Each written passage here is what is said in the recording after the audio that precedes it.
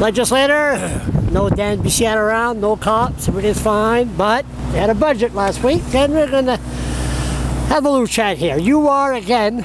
Tom Mann, I'm the Executive Director of the New Brunswick Union. And usually union officials, they always bitch and complain about budgets. Are you okay, sir? You don't have a headache? You were too busy maybe with the Moosehead contract. No, we met with the finance minister 5 times since January. Okay. We met with him 5 times. He was open to wanting to discuss the budget and what direction the province should take. That engagement that he showed was something that came as a result of MB Power last year, when a decision was made behind closed doors and really angered. So Minister Higgs comes out in public and goes around the province. He also engaged the public sector unions, gave us every opportunity to show them where there's savings in the government, and asked for other ideas as to how we could contribute. He listened. He listened, we asked and we suggested to New Brunswickers that you have to look at this budget from a point of view of a balance. In budgets in the past, when we've had deficits, they come and they cut, and they also cut taxes of the rich. We said you got to have a balance. There hasn't been a great outcry from the budget like in the past, because I think they achieved a balance. Not everything in there I like, but they weren't going to please everybody all the time. So I think they did a fairly good job of creating a balance between raising revenue, and they stopped the tax cuts for the rich, which is something which is very, very constructive. I seen J.D. Irving walk into the Centennial Building last week after the budget. Yeah, well, I wonder if he was upset that he's supposed to have a cut in taxes, right, for the rich. That's what Sean Graham proposed. Right, and they stopped that. They stopped that. Which is, will put millions and millions of dollars back into the government. And we know that there's a lot of inefficiencies in the government. We told the finance minister that there's a real pervasive culture of spending in the government. The waste that goes on in the government.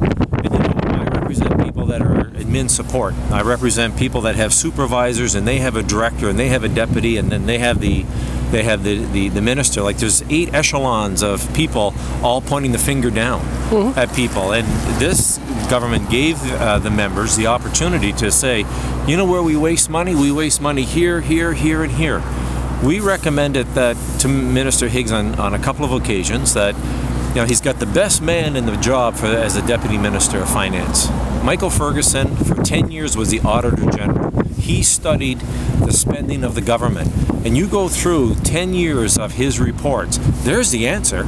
Wasteful spending, unaccountability. And I think the message in this budget has been, we got to get at that stuff as a government.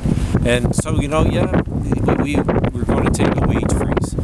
They're going to take a wage freeze. Yeah, they're going to look at pensions. I mean, those are all things that tighten up, but there's other areas to tighten up as well, so they don't all have to get it in one pot. But the union can't be all that happy. The next budget, it's going to be tough. I mean, you guys got to do your part, right? Well, look at that. Well, you know what, Charles? I got to tell you this. I've been doing this work now since 1981, and the government has come to the employees of this province, both in the government sector and in the private sector, and have asked workers to step up. And you know what? We've always stepped up. We've always tightened our belt. Not always happily, but we've always done it. And there are people that keep going into the Centennial Building looking for handouts from the government, corporate handouts. And we know that the government provides $200 million a year to businesses in this province. And yeah, the government has a role to do that. But the fact is that they can't be the Bank of New Brunswick, and we told that to the minister. Guess what? He says, we're no longer the Bank of New Brunswick. So we have to say, hey, we're happy with that, because it's something that will arrest this culture of pervasive spending. You know what I think, what I find funny about politics is like what they call it, status of women there. The Council of Status of Women. Yeah, no, that's been there since the 70s. If Sean Graham would have eliminated it, Margaret Ann Blaney would have flipped. Now, she's with the side of the government. Well, we must say some jobs. I mean, it's funny how it works when you're in the opposition and when you're in power. I'll tell you a great joke off camera about a politician going to pearly gates. Oh yeah. Okay.